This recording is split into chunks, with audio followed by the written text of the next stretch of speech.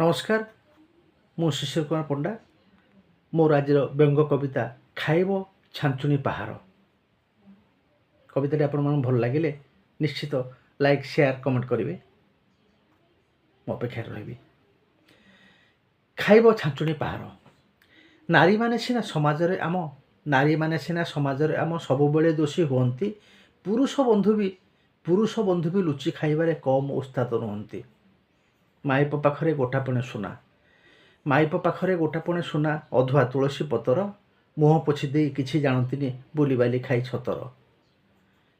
କିଏ ଅଛି ସେଇ ସତିଆ ପୁରୁଷ, ହାତ ଦେଇ କୋଉ ଛାତିରେ, ନିଜ ପତ୍ନୀ ଛଡ଼ା ଆଉ କାହା କଥା ଭାବି ନାହିଁ ଦିନେ ରାତିରେ। ମୁଣ୍ଡେ ହାତ ଦେଇ କହନ୍ତି ବୁଝେଇ, ସେ ଝିଅକୁ ମୋଟେ ଜାଣେ ନା, 7 ଜନମକୁ ସାଥୀ ତୁମେ ମୋର, କାହା କଥା ମନେ ଆଣେ ନା। ସବୁ ମିଛ କଥା ବନେଇ ଚୁନେଇ କୁହନ୍ତି କେତେ ଯେ ବାଗରେ, କେତେ ଜେରାକୁ ସେ ସାମନା କରନ୍ତି, କିଛି କୁହନ୍ତିନି ରାଗରେ।